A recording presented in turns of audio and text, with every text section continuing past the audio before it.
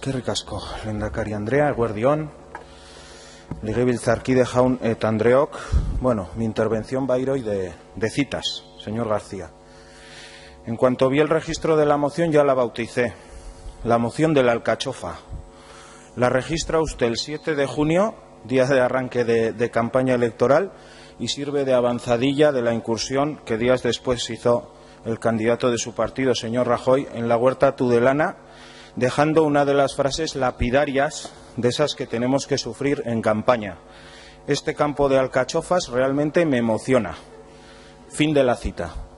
Y los dirigentes forales del Partido Popular se dejan llevar también por la emoción y sacan por enésima vez el Canal de Navarra a pasear como reclamo electoral en campaña en la Ribera. Y en ese contexto es donde entra esta iniciativa para lanzar el mensaje subliminal de que el Gobierno de Navarra y los partidos que lo sustentan han paralizado la llamada segunda fase de la infraestructura Pitillas-Buñuel.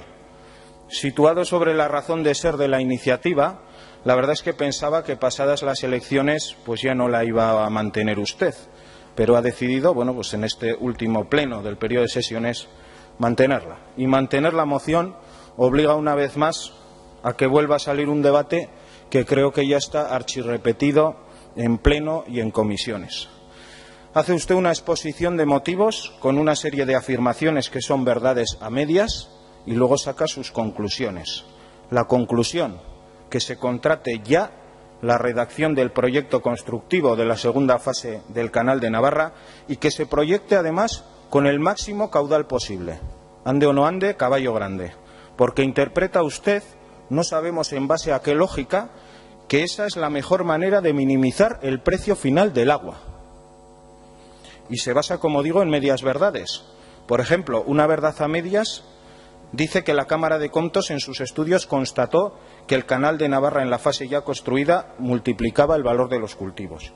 Pero también decía más cosas la Cámara de Comptos con respecto a esa segunda fase del canal, que es a la que usted se refiere en la moción y que oculta, como por ejemplo que ejecutarla con el sistema de financiación previsto inicialmente por los acuerdos de gobiernos de UPN y PP resultaba muy complicado e injusto para la ciudadanía y un sobrecoste que junto con otros factores podría suponer una escasa rentabilidad de las explotaciones que pasen a regadío. Usted estaba en comisión y lo escuchó o lo debió escuchar.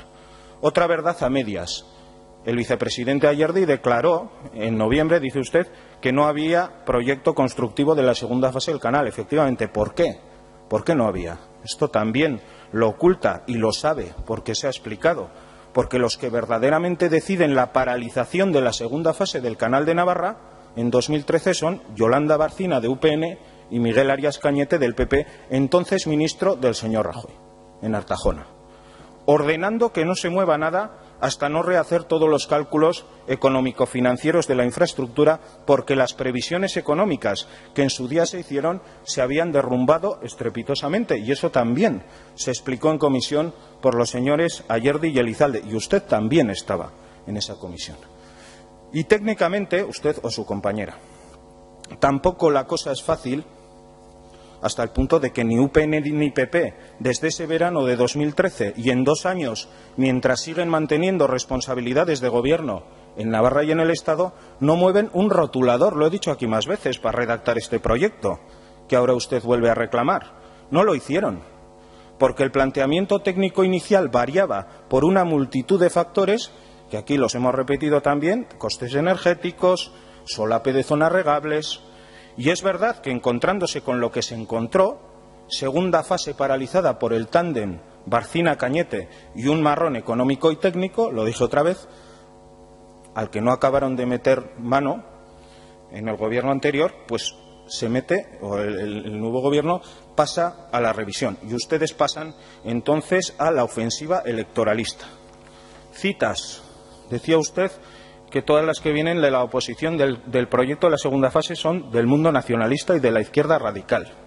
El 20 de junio de 2015, al abandonar el Gobierno, se puede leer en el acta del Consejo de Administración de Canasa, en la que el Gobierno saliente acordó una subida del 60% de las tarifas, la siguiente frase: Se tuvieron en cuenta planteamientos de ejecución que no resultan realizables ahora por haberse demostrado en el momento actual la especial complejidad, tanto técnica como económica, de la segunda fase, lo que ha hecho centrar los esfuerzos en la ampliación de la primera fase, cuyas nuevas 15.000 hectáreas de puesta en riego son necesarias para dar estabilidad y sostenibilidad al proyecto. Fin de la cita.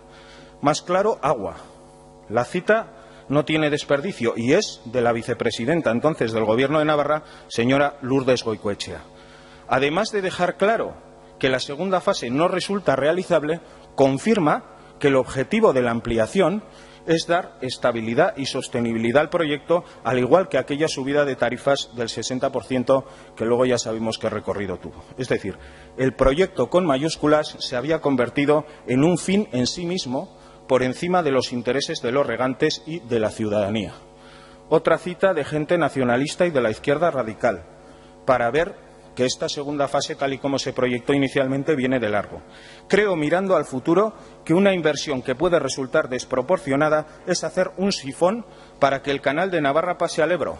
Antonio Aragón, exconsejero de Obras Públicas del Gobierno de Navarra, tras su nombramiento como presidente del H en 1991.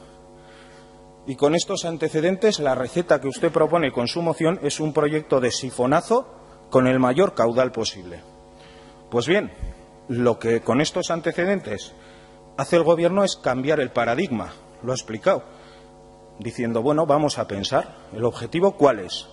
Analizar cuál es la demanda real de agua para boca y para riego en la zona Pitillas-Buñuel, con el objetivo de que haya agua de calidad en la ribera en condiciones económicas y técnicas viables y no de manera que sea imposible de asumir para los agricultores y regantes.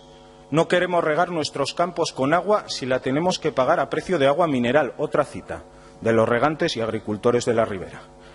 Y hay una labor de análisis que hacer, efectivamente. ¿Cuáles son las necesidades de abastecimiento en esta zona? ¿Cuáles las necesidades de riego? Y a partir de ahí se proyectará lo que sea necesario. Y, señor García, como debería saber, porque he visto que no ha hecho ninguna mención, sí lo han hecho la señora Segura y el señor Cerdán, el martes pasado la consejera Elizalde creo que dio cumplida información de lo que el Gobierno está haciendo al respecto, siguiendo la hoja de ruta que es la razonable. Por lo tanto, no tiene ningún sentido lo que plantea usted en los puntos de resolución. Dijo las actuaciones que se están llevando con respecto a la zona de ampliación de la primera fase, con modificación del trazado del proyecto original en base a esas demandas habidas, con un amplio proceso de participación pública, y con respecto a esta zona, Pitillas-Buñuel, también explicó detalladamente las fases que se están llevando a cabo. Estudio de la situación de los diferentes sistemas de suministro de agua de riego existentes en el ámbito, ya concluida. Análisis de la situación de las comunidades de regantes ubicadas en ese ámbito en diversos aspectos. Análisis de las posibles fuentes de suministro para satisfacer las demandas y déficits detectados y previsión de actuaciones con su financiación en base a las opciones de alternativas de abastecimiento hídrico que puedan adoptar las comunidades de regantes. El objetivo, como se explicó y se ha dicho hoy, finalizar todo este análisis a final de 2016 y a partir de ahí, en su caso, hacer el proyecto constructivo que corresponda. En fin, para mí lo que está haciendo el Gobierno es la forma razonable de trabajar y no hacer ahora un proyecto constructivo con el mayor caudal posible sin saber antes qué demandas, qué necesidades tenemos, porque para mí la solución técnica debe ir siempre dimensionada a esto y no al revés. Y ese es el objetivo que se explicó en la comisión el martes. Veo que usted no escuchó nada de nada, porque estaba más preocupado en preparar el mitin que nos echó allí después, porque solo le faltó repartirnos caramelos y pegatinas. Me dio la impresión de que usted había cogido la carrerilla de campaña y no se había dado cuenta de que ya habían pasado las elecciones del domingo y todavía, creo que oyéndole hoy, sigue usted en plena efervescencia electoral.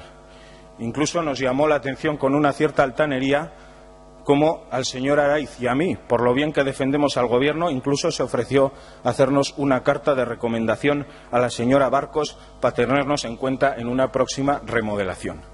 Pues le diré dos cosas para terminar. Una, que nos lo pone usted muy fácil con mociones como esta para explicar actuaciones que está realizando el Gobierno del cambio y que yo creo que entran dentro de lo razonable, desde un ejercicio de responsabilidad y que no miran a las elecciones sino a las próximas generaciones. Y en segundo lugar, no sé el señor Araiz, pero en mi caso, agradeciéndole mucho su interés por recomendarle, le digo que me lo paso mucho mejor en este Parlamento respondiéndole a usted a mociones como esta. Mila esker.